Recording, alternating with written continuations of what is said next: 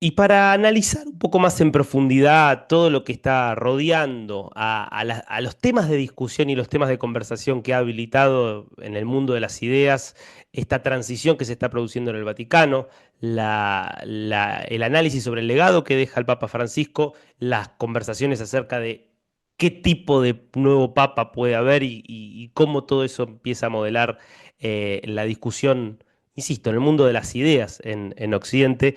Me parece que va a ser muy interesante poder conversar con Miguel Ángel Quintana Paz, que es un destacado filósofo español, que es además director académico del ISEP, que es el Instituto Superior de Sociología, Economía y Política en Madrid, y que desde hace tiempo viene hablando acerca de la crisis de la identidad de la civilización europea y del papel que tiene el cristianismo, tanto en la identidad europea como en esa crisis de la que estábamos hablando. Los saludo. Un placer realmente conectar con usted, Miguel Ángel. El gusto es mío, Darío, y la verdad es que es realmente enriquecedor esta posibilidad, ¿no? De, a través del Atlántico, pues poder comentar estos temas que nos preocupan tanto a un lado como al otro. Así es. A ver, yo quisiera empezar por algo muy básico, que puede parecer una obviedad para quienes más o menos tienen algún conocimiento de historia, pero que yo no sé si es una obviedad para el común. Y es el vínculo entre cristianismo y civilización occidental. Porque uno Ujú. dice, bueno, uno puede ver en muchos países occidentales un crecimiento del ateísmo, un crecimiento de otras denominaciones religiosas. Entonces uno diría, bueno, pero entonces no está tan claro ese vínculo. ¿De qué forma, Miguel Ángel, usted identifica que el cristianismo es un elemento constitutivo central de lo que entendemos como civilización occidental? Bueno, la pregunta es clave, es muy sustanciosa, la verdad, y ha dado lugar a muchas reflexiones, o sea que agradezco que empecemos por... Es verdad que es básica, justo por Mm. eso, porque es clave. Agradezco que empezamos por ella. Por simplificar un poco, la expresión, lo que ahora conocemos por Occidente, básicamente hasta principios del siglo XVI tenía otro nombre. A principios del Mm. siglo XVI, de hecho, es un teólogo protestante, para más señas, el que por primera vez pues alude a esta idea de que hay algo llamado Occidente, ¿no? Abendland en alemán, porque era alemán, Abendland deja todavía más claro quizá que Occidente, la referencia que se hace con ese nombre.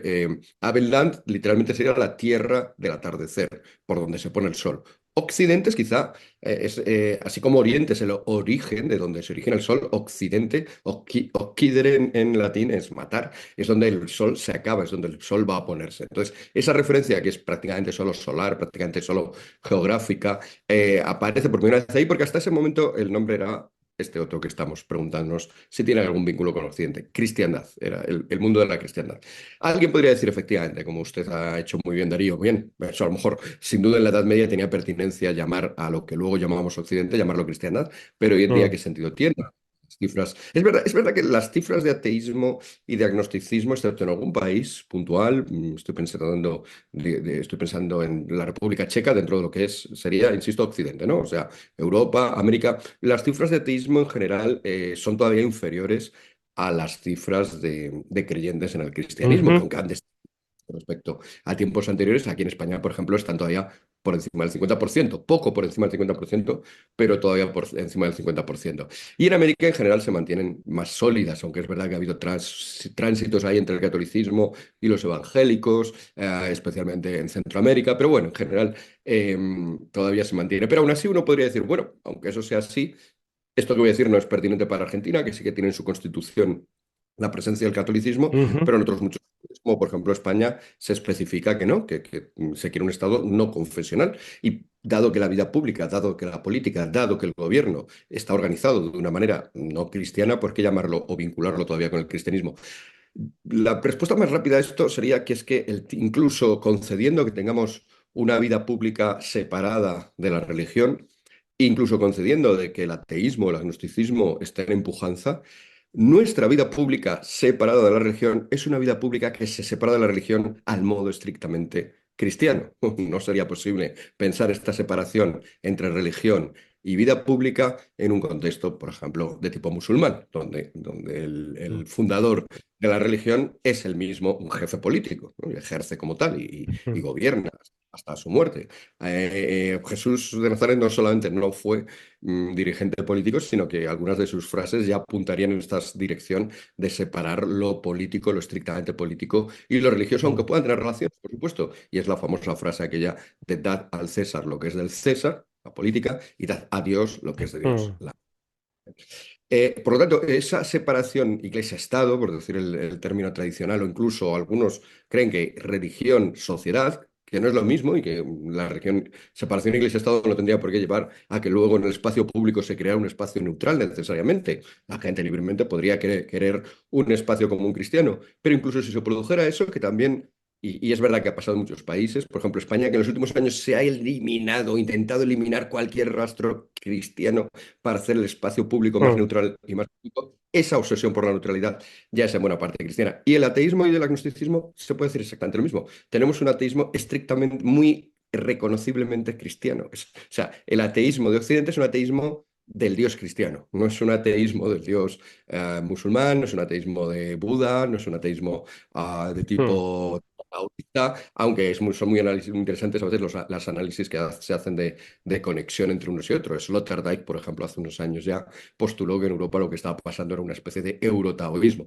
Y yo mismo en alguna ocasión he escrito sobre cómo parecería que poco a poco algunos elementos de nuestra sociedad se vuelven más budistas. Pero en general nuestro ateísmo y o en la propia situación de duda, el agnóstico, el que no se decide frente a un Dios que ya digo, no tiene los rasgos de un dios animista o de un dios como el que tenían los griegos, unos dioses como los que tenían los griegos, sino que tiene el rasgo monoteísta del dios cristiano. Por poner un ejemplo, que muchos ateos consideran argumento número uno para no ser creyente, es el argumento de cómo es posible que haya un dios bondadoso en un mundo donde hay sufrimiento, a veces horrendo.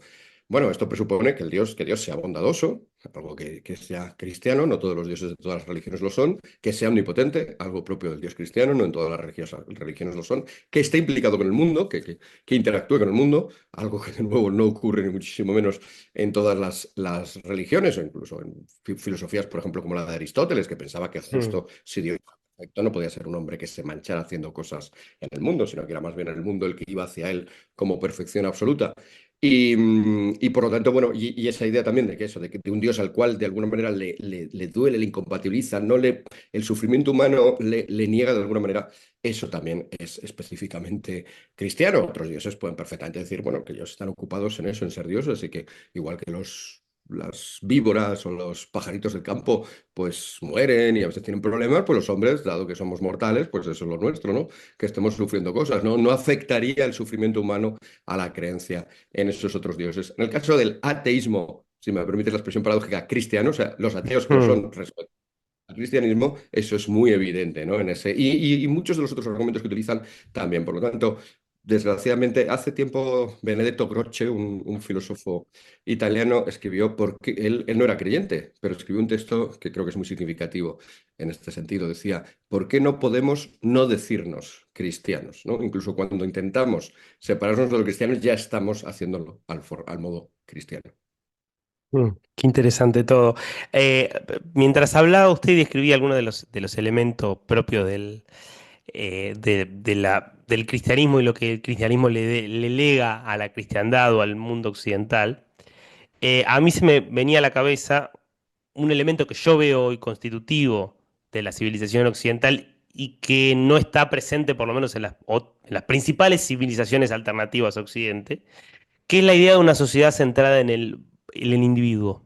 El valor supremo, por lo tanto, de la vida individual, que es condición sine qua non para que pueda haber surgido un concepto como el de derechos humanos o mismo el de la democracia liberal tal cual conocemos, que son ajenos a otras y que de hecho generan mucho ruido y mucho conflicto en otras civilizaciones. Primero, si esa idea de una sociedad centrada en el individuo o en el valor supremo de la vida individual, ¿de qué forma, digamos, usted lo vincula con eso cristianismo? Y si además, ¿hasta qué punto cree que es efectivamente un rasgo distintivo de la civilización occidental o es algo que está también presente en otras? Sí, estoy de acuerdo. Quizá ese individualismo en un momento determinado se ha vuelto loco, ¿no? Que es lo que decía Mm, Chesterton que pasaba a todas las herejías, que eran ideas cristianas, válidas, legítimas, pero que de repente las sacas de su contexto y por sí solas se vuelven locas, ¿no? Porque empieza a ser pues algo que no tiene conexión con nada más y se exagera. Y esto podríamos decir que ha pasado con el individualismo, ¿no?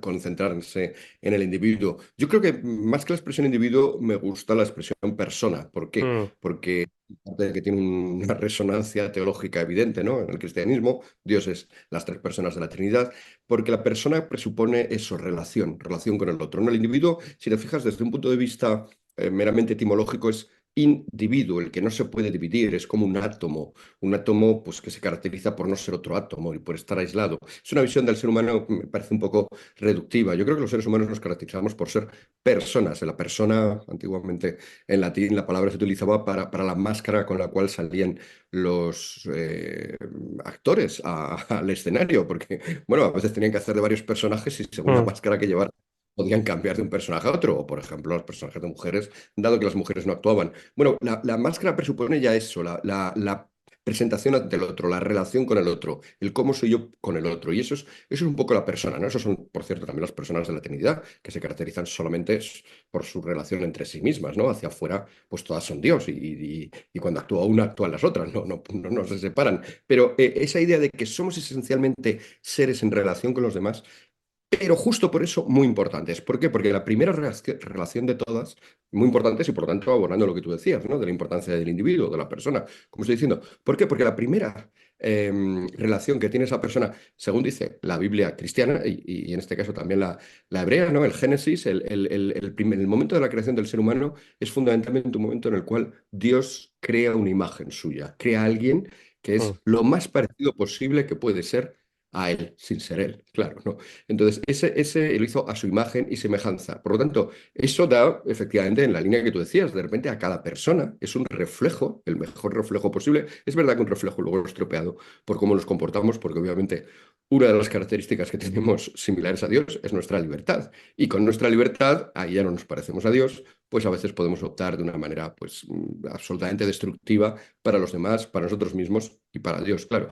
Entonces, evidentemente, si usamos de esa forma la libertad, nos destruimos, por así decir, manchamos esa imagen, la ennegrecemos y ya no es casi reconocible. Pero detrás de esa porquería, si me permites la expresión, que Mm. somos capaces de poner imagen, debajo siempre está ahí, siempre permanece. Por lo tanto, mucho cuidado incluso al intentar quitar esa suciedad, porque podrías afectar al icono, a la imagen, al reflejo, que sí que está ahí. Eso da una importancia extraordinaria a cada ser humano. Es verdad que, como hemos dicho, que estamos en relación. Fundamentalmente somos así por estar en relación con Dios y luego por estar en relación con los demás, que al ser también imágenes de Dios, pues obviamente también merecen nuestro máximo respeto.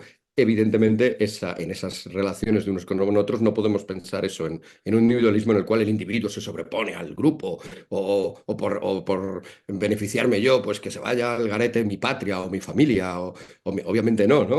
Obviamente se puede pensar también en el colectivo, en el grupo, en la familia, en cualquiera de Mm. los vínculos, porque somos animales de vínculos, somos seres de vínculos, somos imágenes de alguien que está vinculado con todo, que es Dios, y por lo tanto nosotros también nacemos ya, pues eso, nacemos de una madre con una vinculación durante meses, ¿no? Y luego con todo el resto de los que nos acompañan. Entonces, ese equilibrio, es verdad, se puede romper por el lado individualista y pensar que esto que acabo de hablar de importancia de los vínculos, la patria, la familia y tal, que todo esto no importa, es verdad, es a lo mejor el motivo de unos problemas que tenemos, pero si no se lleva hasta ahí, totalmente de acuerdo con lo que tú decías. Al dar una máxima importancia a cada persona, no tiene sentido ya razonamientos del tipo, bueno, pues que irían contra los derechos humanos, ¿no? De, bueno, que muera este hombre para que se beneficien estos otros, o no nos importa si la vida de una persona concreta, si de ahí sacamos tanto beneficio, o no ya solo la vida, sino que no nos importa oprimirla o someterla o usarla como si fuera una herramienta, ¿no? Como usamos las cosas. Ya no podemos tratar a las personas como cosas porque son algo radicalmente distinto. Todo eso que está reflejado de una manera u otra en los 30 artículos de los derechos humanos y que está previamente pues, reflejado en los mandamientos tanto de la religión judía como de la religión cristiana, todos esos principios obviamente pues sí tienen una conexión fácil. Es verdad que por suerte, de alguna manera, al proclamar la Declaración Universal de Derechos Humanos en 1948 se consiguió que el resto de países que no venían del cristianismo, que no venían de Mm. culturas cristianas, los aceptaran.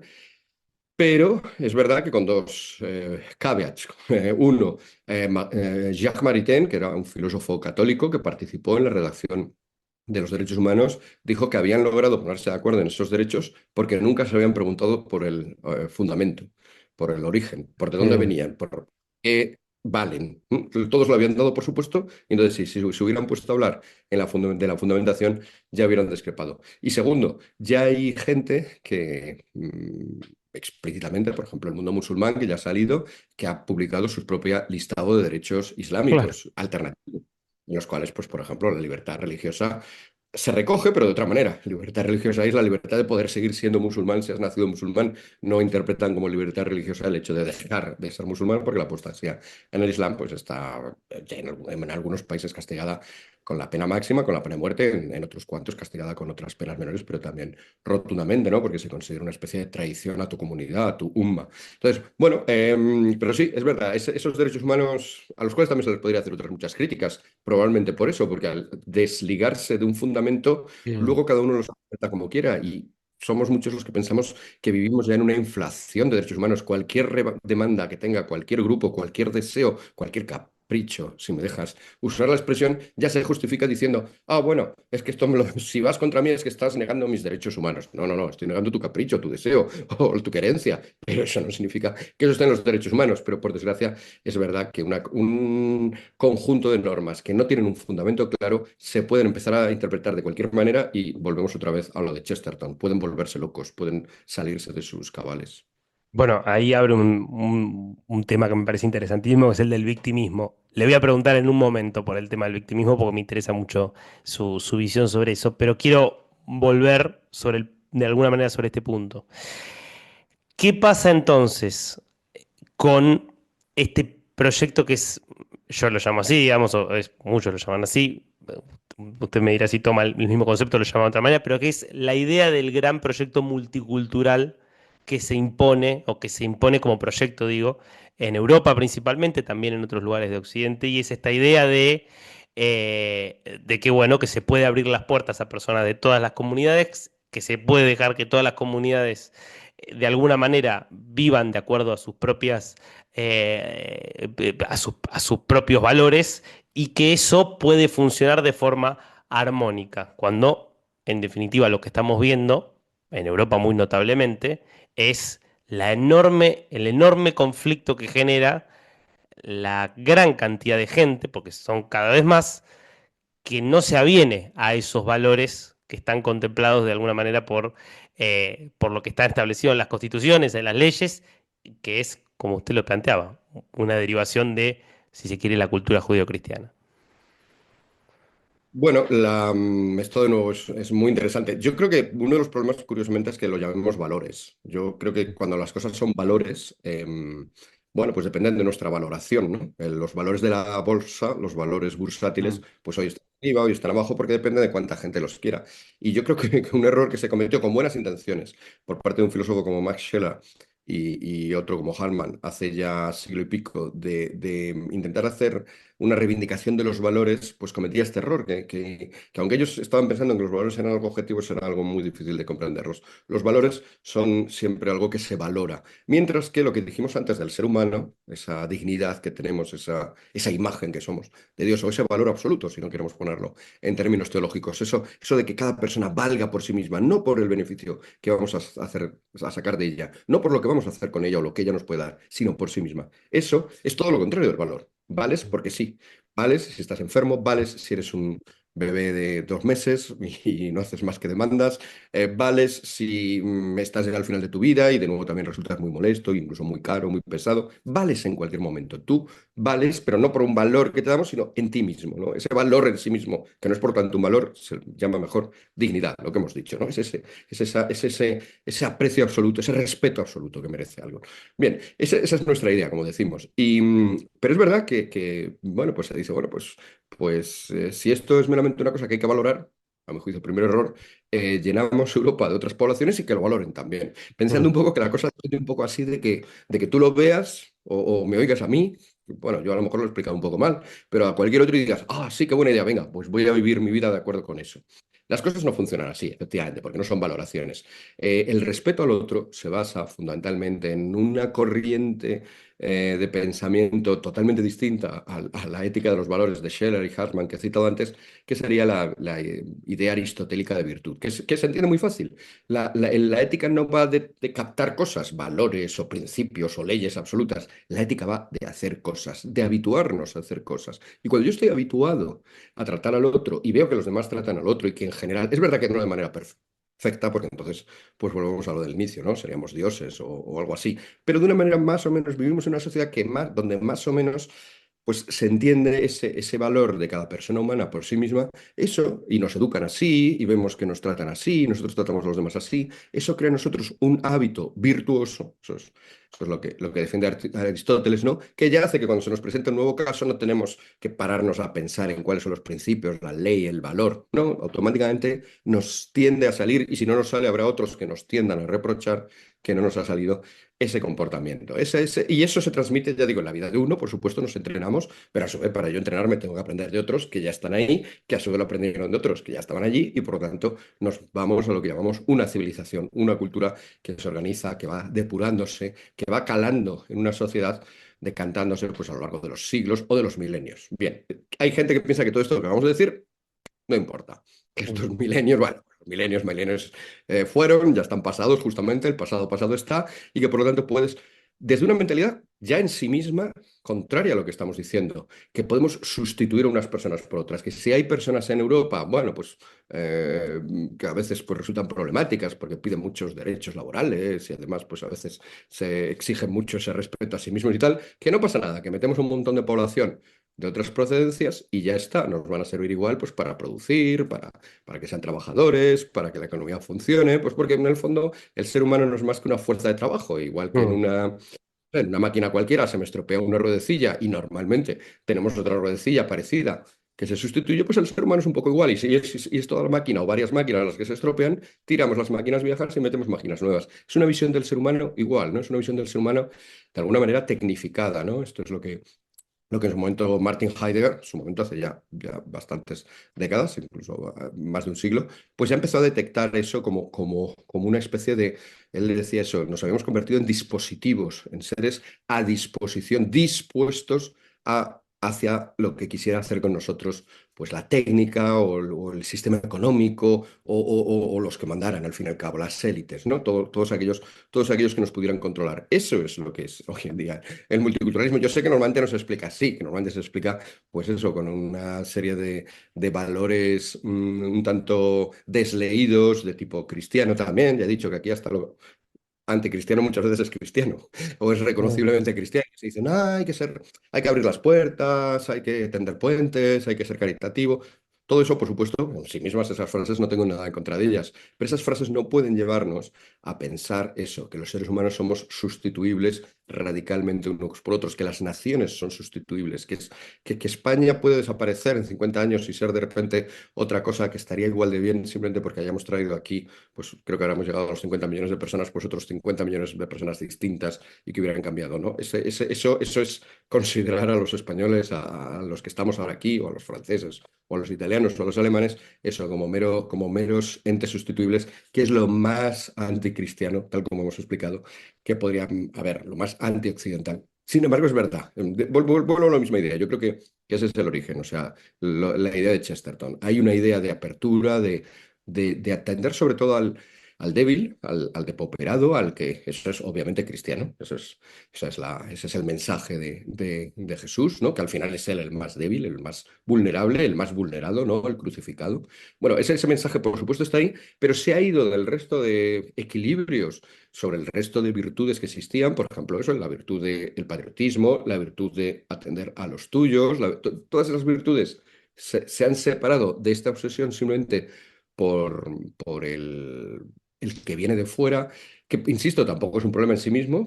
Inmigración ha habido en todas partes, hay países enteros que se han Mm. ido formando décadas a lo largo de los siglos con la inmigración y no hay ningún problema con ello. El problema es de repente cuando son masas no integrables y sin voluntad de integrar, que por lo tanto sí suponen un reemplazo, ¿no? Y volvemos a la idea de antes, las cosas reemplazables son cosas. son ruedecillas de mm. máquinas, incluso una cosa como el teléfono móvil que es tan cara, se nos rompe y podemos reemplazarlo haciendo un esfuerzo, pero las personas, las culturas, las civilizaciones, las ideas, eso no es reemplazable. Y sin embargo, algunos piensan que debería serlo y que de hecho lo están consiguiendo, están intentando, están en el proceso, no es meramente una teoría. Bueno, a mí me impactó mucho ver el dato estadístico que se conoció, creo que fue la semana pasada que se conoció este dato, que era una encuesta realizada sobre estudiantes de primaria y secundaria en la ciudad de Viena, capital de Austria. Estamos hablando del corazón, uno de los principales ciudades más emblemáticas de la cultura europea.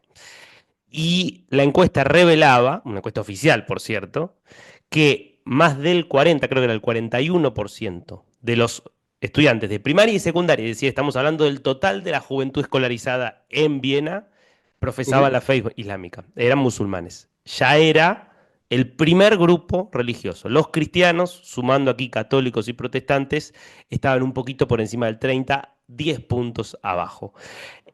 Lo cual me hace preguntarle, eh, es evidente que en la medida en que se da este fenómeno de incorporación masiva de personas que están decididas a reproducir su propia cultura, que es el caso de lo que se ve con las comunidades islámicas en Europa, en el marco de una cultura que está pareciera decidida a no reproducir su propia cultura, sino a, bueno, plantear esta idea de que los seres humanos son reemplazables y entonces se puede seguir como si ujú, nada.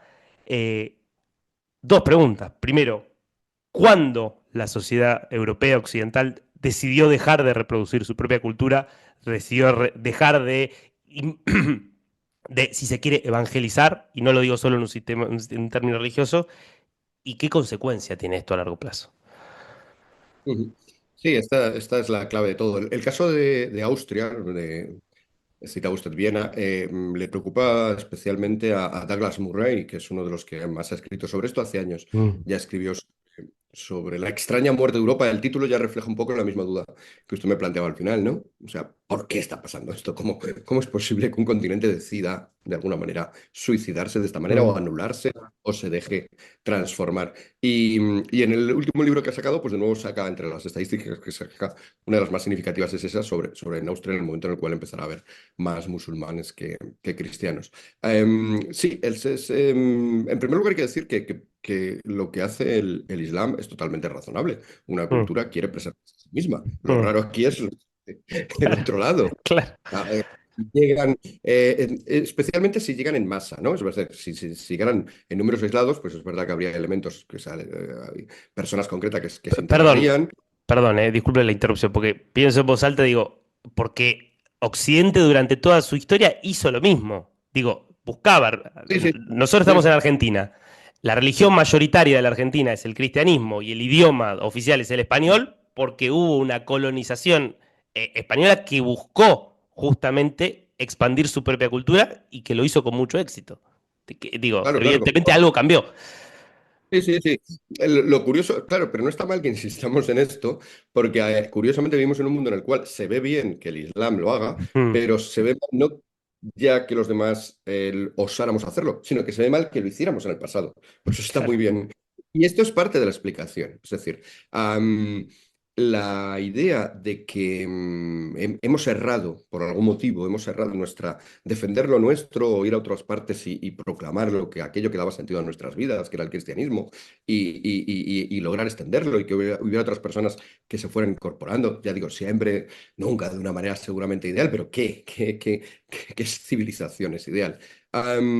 Eso, en un momento determinado empezamos a verlo como negativo y yo creo que el origen hay que buscarlo en esa idea que también hemos señalado antes de pasada y que es clave en el cristianismo, que es la idea de la víctima, la idea Mm, del débil, del pobre, ¿no? Bueno, las bienaventuranzas hacen referencia prácticamente todas ellas de una manera u otra a eso, al que sufre por buscar la justicia, y la propia vida de Jesús. La propia vida de Jesús fue ayudar a leprosos, a ciegos, a endemoniados, a gente, por lo tanto, que estaba, y sorprendía a veces a sus contemporáneos, ¿no? Porque iba incluso con gente que estaba apartada de la sociedad porque se pensaba que eran víctimas, que lo estaban pasando mal por culpa suya, por culpa de ellos. Algo habrían hecho ellos, ¿no?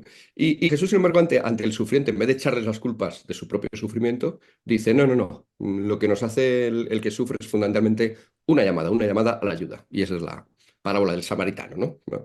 El que se para a ayudar, da igual que sea samaritano, hereje, tal. Ese ha entendido que fundamentalmente, ha entendido mi mensaje, ha entendido el mensaje de Jesús, que es fundamentalmente es el de entender a los débiles, a los pobres, etcétera.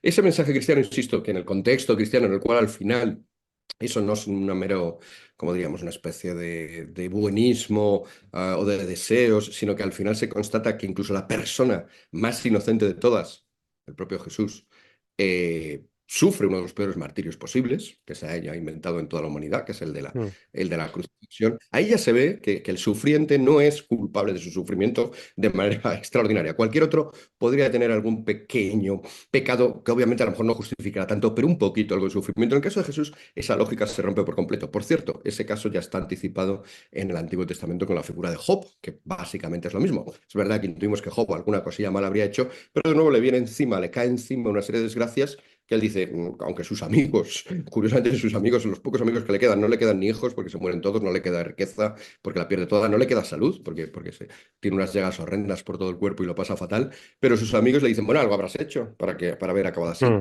Job se resiste y Yahvé al final le da la razón a Job. Dice, efectivamente, no, eso no es así. Yahvé al final da la razón a Jesús, en este caso no en una historia, sino en la vida real, en la historia real, da la razón a Jesús resucitándolo, ¿no? Bien, este mensaje, por lo tanto, este mensaje cristiano ante el pobre, no le culpabilices, no le eches la culpa, no busques el pecado que tiene detrás, ante el pobre en el sentido amplio, ante el vulnerable, sino ayúdalo. Eso se ha ido, de nuevo, volvemos a Chesterton, sacado de todo lo demás, por ejemplo, de la creencia en Dios y de que Dios al final es el que al final, pues sí que podrá en última instancia dar a los pobres o a los débiles o a los que lo han pasado mal su bienaventuranza. Eso sacado de ahí y sacado además de un marco en el cual, obviamente, Jesús, cuando vuelve resucitado, no dice, bien, ahora me la vais a empezar a pagar todos. Venga, poneros ahí Pilatos, poneros ahí Caifás, poneros ahí todos los que gritasteis a favor de Barrabás, porque voy a iros castigando uno a uno y a que lo paséis de verdad mal. Es decir, el mensaje no es un mensaje de revancha, de venganza, es un mensaje de perdón. En la propia cruz, Jesús ya perdona, Padre, perdónalos, porque no sabes lo que hacen. Bien, Mm. cuando sacamos de ahí la atención a la víctima, ¿qué es lo que tenemos? Victimismo, lo que tú has citado. Es decir, de repente nos quedamos con esta idea que sí que durante siglos hemos intentado incorporar y la hemos incorporado, ya digo, no de manera perfecta, pero bastante bien, nos quedamos con ella y de repente ahora solamente a cualquiera que se presente como víctima, dado que ya no creemos en un Dios, esa víctima es un nuevo Dios, o un diosecillo si quieres. Y un diosecillo que como todos los diosecillos, como todos los Mm. ídolos, todos los fetiches exigen cosas. Me tienes que hacer esto porque soy víctima, me tienes que dar, me tienes que dar. Es más, se generaliza el fenómeno porque como cualquiera vemos que a las víctimas se les da por el mero hecho de presentarse como víctimas, todos intentamos buscar en qué medida poder presentarnos como víctimas para obtener algo, claro, porque es la nueva vía en nuestra civilización de obtener privilegios, de obtener privilegios que siempre se llaman derechos, claro, pero que muchas veces son privilegios, de obtener beneficios, a veces incluso de obtener dinero, o sea, de obtener recursos económicos, ¿no? La enorme cantidad de subvenciones, de ayudas, etcétera, de programas que hay destinados a todo el que se presente como víctima. Eso, como digo, ya se ha deslocado. Y eso ya no es cristianismo, eso ya es otra cosa. Eso es victimismo, eso es Mm. wokismo, eso es el progresismo actual en gran medida. Y dentro de ese marco, evidentemente, pues también se dice, se mira hacia atrás y se dice, la civilización que nos ha llevado hasta aquí, como no ha creído de esta manera tan dislocada en estas cosas, ha sido errada, tiene todos los pecados posibles, ha oprimido siempre a la víctima, ha sido machista, sexista, heteropatriarcal, homófoba, especista, hemos maltratado también a otros animales, hemos sido antiecológicos, hemos maltratado a la madre tierra, racistas, por supuesto, tenemos todos los males como civilización, la civilización se rechaza, nuestro pasado se rechaza como tal, con lo cual ya quedamos inermes ante los que vengan y los que vengan además, como se nos presentan siempre de una manera tramposa, es verdad, porque obviamente también se nos podrían presentar, por ejemplo, como una invasión, y entonces ya no serían necesariamente los débiles, los pobres, los que tenemos que ayudar, pero cuando se nos presentan siempre, pues no sé, con esas imágenes de vulnerabilidad, pues automáticamente tenemos, por así decirlo, eso, que abrirnos absolutamente las puertas y dejar que vengan, porque ¿quiénes somos nosotros? Que encima tenemos ese pasado horrendo para ante una víctima que se nos presenta como víctima, no someternos, no adorarnos, como hay que hacer ante todos esos diosecillos. Esa es la combinación de las dos cosas, ¿no? Lo que creo que nos ha colocado en este punto en el cual es muy difícil salir, porque si nos fijamos, a lo mejor vamos a hablar ahora de esto, son nuestras propias ideas cristianas las que están haciendo que estemos acabando con la cristiandad o con lo que queda de la Mm, cristiandad. Y por eso es sí. un momento de... No, es tan interesante esto. Y ya que estamos, me parece que es el pie justo para vincularlo con el debate coyuntural, si se quiere, que sea abierto dentro de la Iglesia Católica.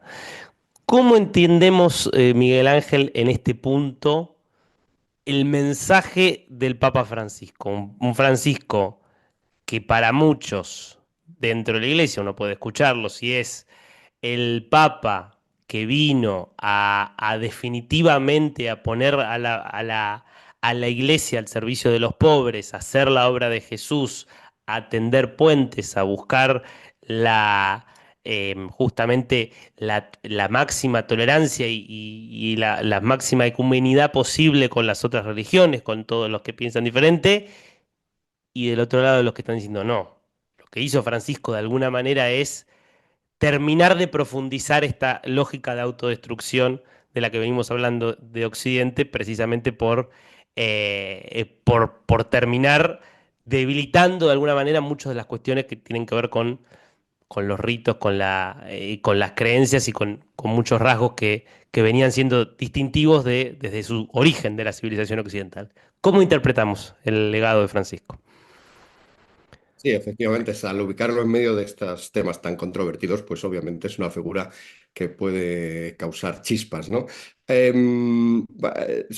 Yo sí que quisiera, claro, al hablar de Francisco hablamos de una persona, de un ser humano que Mm, falleció hace unos días y la persona como tal, el análisis de la persona como tal, que es muy interesante, nos llevaría sin embargo por Andurriales y probablemente además gran parte del público que es argentino o usted mismo, que es argentino, pues probablemente la primera parte de su vida, antes de acceder al pontificado, la mm, conociera incluso más que yo. Yo he intentado informarme, leer. Había hace poco un artículo interesante en una revista argentina, Seúl, que hablaba sí. de los dos Franciscos, ¿no? El Francisco que, basándose en una serie de televisión que había un ascensor en el cual, pues según subías o bajabas del ascensor, tenías una personalidad u otra, pues el Francisco de cuando estaba en Argentina, en Buenos Aires, luego más concretamente como Mm, arzobispo, el Francisco y mostraba cómo eran muy diferentes en muchos sentidos, ¿no?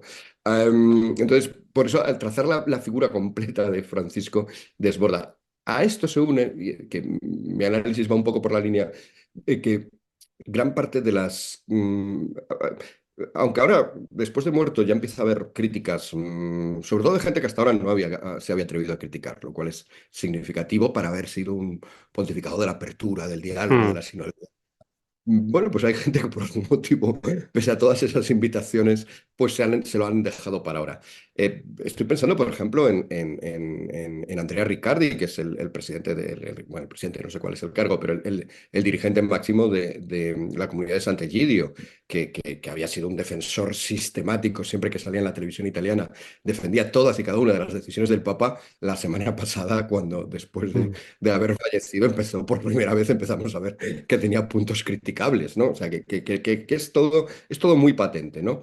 El de Sant'Egidio, por cierto, de la comunidad de Sant'Egidio y amigo de Riccardi, es el cardenal Zuppi, que es uno de los Mm, papables, como se dice, más ujú, probables. Aunque quizá demasiado próximo a Bergoglio. Bueno, la cuestión es que cuando se intentaba hacer crítica a Bergoglio, yo lo he hecho, yo he intentado criticar los aspectos que me parecían bien y los que no me parecían tan bien y los que me parecían netamente malos. De hecho, a los 10 años de pontificado escribí un artículo que se llamaba Luces, sombras y penumbras. En el pontificado había de todo, obviamente, esta idea de que todo había sido ideal era un poco absurdo, pero es verdad que cuando te lanzas a hacer la crítica hay un problema y es que una de las características de Francisco o de Bergoglio ya no es solamente esta diferencia entre el Bergoglio argentino y el romano, sino que en sus propias declaraciones encuentras cosas también que chocan. Voy a poner un ejemplo sobre el asunto que estamos hablando, la inmigración.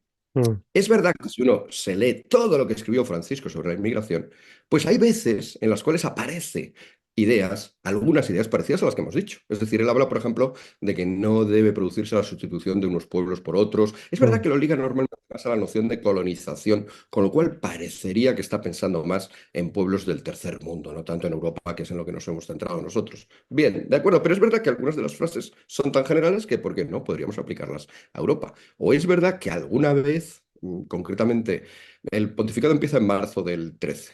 Bueno, pues a partir de marzo del 13 solo habla de la necesidad de apertura, mm. en el tema de la inmigración. Puertas abiertas, puentes, tener puentes, puentes por los que cruzará gente siempre en una dirección. Pero bueno, durante el 13, durante el 14, durante el Va a 15. Lampedusa, de hecho, creo que fue su primer viaje, digamos, ¿no? Correcto, correcto. Todo el sistema publicitario, propagandístico de sus ideas, ¿no? Mm, Papa es legítimo que tenga, pero todo tiene un claro matiz que cualquier estudiante de primero podría detectar como orientado a una cosa. Y a principios del 16, por primera vez en un discurso que da habitualmente a los cardenales, perdón, al cuerpo diplomático, pues ahí habla también de la necesidad de preservar las culturas, del derecho que tiene cada estado pues, de regular los flujos. En el catecismo de la Iglesia Católica están las dos ideas. Y si uno ve todo el pontificado de Francisco minuciosamente, diría, también en el pontificado están las dos ideas. Por lo tanto, no se le puede criticar, mm, punto uno, de ir contra la católica.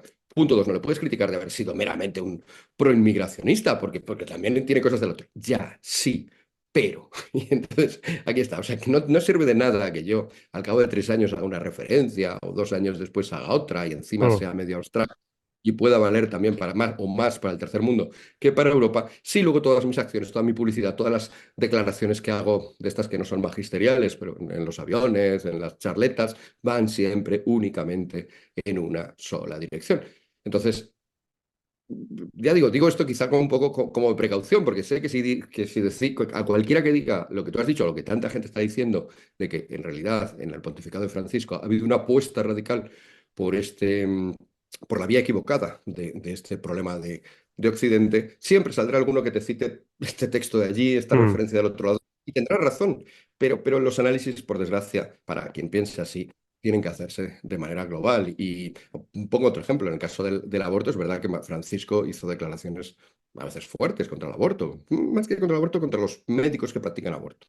Contra las mujeres, que quizá algunas de ellas sí que tengan algo de libertad y opten por eso de una manera que pueda ser criticable. Contra las mujeres no solía hacerlas. Bien, pero luego, por ejemplo, conectando con la inmigración, sí que estuvo en Lampedusa, tú lo has dicho, fue a Marsella a reunirse con otro de los candidatos papables, el cardenal Abelín, que ahora está en el Mm, precónclave y en el cónclave. Fue a reunirse con él para hacer todo un acto, toda una ceremonia en torno a los inmigrantes. No hizo nada parecido, porque Marsella, pues como sabemos, de hecho es una ciudad ya con una tasa bastante sí, alta sí. de inmigrantes. Pero bueno, pues sigue recibiendo y por lo tanto había todavía que apoyar más que siguiera recibiendo estas masas, estos flujos. No hizo nada parecido con el aborto, por Mm, ejemplo.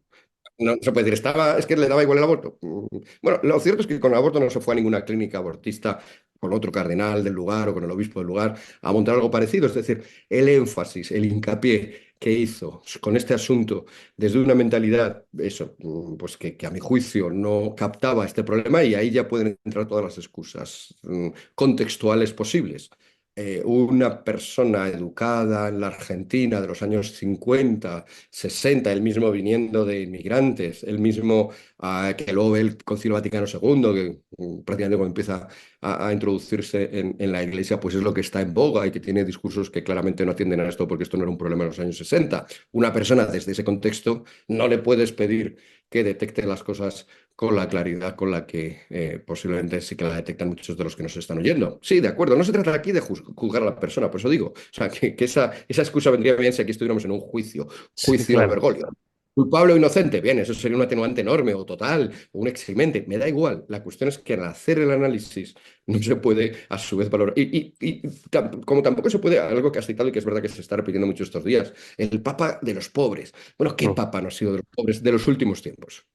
Probablemente, obviamente, si nos vamos a algunos de los ejemplos más lamentables de papado, en siglos anteriores, pues es verdad que algunos no parecían para nada de los pobres, sino más bien de los ricos, o ellos mismos querían formar parte de los ricos. Pero en el papado reciente, ¿dónde está eso? Por cierto, ese ejemplo de papados anteriores, que ahora mismo he criticado y creo que nadie se rasgará las vestiduras, "Oh, antipapista, anticatólico, anticristiano, ¿cómo osas decir que hubo papas no perfectos? Eso, pues, sin embargo, cuando se trasladaba al hoy, pues ya digo, parecía que era un problema cuando uno simplemente intentaba detectar una contradicción, ya he dicho, porque por un lado se decía, vivimos en el papado la apertura, pero si usabas criticar esa apertura, de repente se te cerraba. O sea, era apertura, la famosa frase del todos, todos, todos del Papa Francisco, no, la iglesia es para todos, todos, parece que era para todos, menos para los que osen criticar o poner alguna nota a pie de página de ese todos, esos sí que están fuera. Bueno, pues entonces ya no es todos, todos es todos. Entonces, bueno, estos contrastes, yo creo que sinceramente, como figura, Francisco ha sido una de las más apasionantes de intentar Mm, analizar de los últimos tiempos, para empezar eso, sobre todo, porque al típico europeo occidental que está acostumbrado a sus cosas europeos occidentales, primero tiene que abrir la mente, abrirse a, vale, Argentina, no estamos hablando de Burundi, pues, obviamente, pero ya estamos hablando de algo peculiar, y especialmente en esos años que he dicho, en mitad del siglo XX, con una inmigración más cercana, con unas características muy propias. Hay que ampliar el foco bastante y, y empezar entonces a manejarse ahí en un, en un conjunto de cosas que pueden parecer contradicciones, pero que probablemente no lo sean. Al propio Francisco le gustaba mucho un filósofo teólogo alemán, Guardini, y que habla mucho esto, de estas polaridades que están en tensión, pero que no se rompen del todo, ¿no? Que de la tensión entre dos cosas que parecen opuestas, si logramos juntarlas, al contrario, conseguimos pues algo beneficioso. Y yo creo que él, sinceramente, aunque la tesis doctoral que intentó hacer sobre Guardini, Francisco, en aquel momento Bergoglio, nunca la acabó, no logró mm, acabarla, pero él sí que estaba muy influenciado por estas ideas en su día a día, ¿no? No es un gran intelectual. Nadie había leído a Jorge Bergoglio antes del 2013, ¿no? Y yo no conozco a nadie que lo hubiera hecho. Yo lo he intentado, he leído cosas que había escrito mm, antes. Bueno, están ahí. No es un no es una gran figura intelectual, lo cual quizá también explica muchas cosas. O sea, su insistencia, por ejemplo, en ese tipo de episcopado o pastoral, ¿no? Esa insistencia en mm, gente que trate bien a gente. Sí, eso está bien, pero también tienes que saber cosas, porque al final, si eres obispo, te van a pedir. Te van a preguntar sobre verdades, te van a lanzar argumentos. Y quizá esto explica que por eso que cuando se hacen críticas más intelectuales al Papa de Francisco o a Francisco o a los que piensan como Francisco, se reaccione como hemos dicho antes, con el, tú eres malo. O sea, que es una reacción personal, pero no intelectual. Vale, yo seré todo lo malo que quieras, pero dame un contraargumento de por qué no, de si no crees que este problema de Europa debería haberlo analizado en algún momento o de otra manera el Papa o incluso no haber promovido lo que lo está causando. mm, Explícamelo o convénceme de que no es un problema o convénceme de que está muy bien que se nos sustituya por la civilización musulmana o por una sociedad multiculturalista. Convénceme de ello, pero no recurras a eso. Bueno, yo creo que esa recurrencia ya tiene este otro factor, un cierto factor, ya termino, un tanto antiintelectualista. De Bergoglio, que por otra parte es muy de nuestra época, ¿no? Vivimos en el tiempo de que los expertos están desprestigiados por completo, la universidad está desprestigiada, todo el que se presente diciendo esto es el saber, a veces por buenos motivos, lo vamos a dejar de lado. Y en estos tiempos no intelectualistas, pues mira, tuvimos un papa muy de nuestro tiempo. mm. Miguel Ángel Quintana Paz, realmente muy, muy interesante, muy enriquecedor este diálogo para tener una mirada un poquito más abierta, me parece, y un poquitito más profunda de muchas de las cosas que estamos discutiendo en este momento. Muchísimas gracias, por este tiempo. A ti, porque la verdad es que ha sido muy interesante. Los temas realmente vas a muchos de los nodos que realmente hace falta reflexionar hoy. Gracias.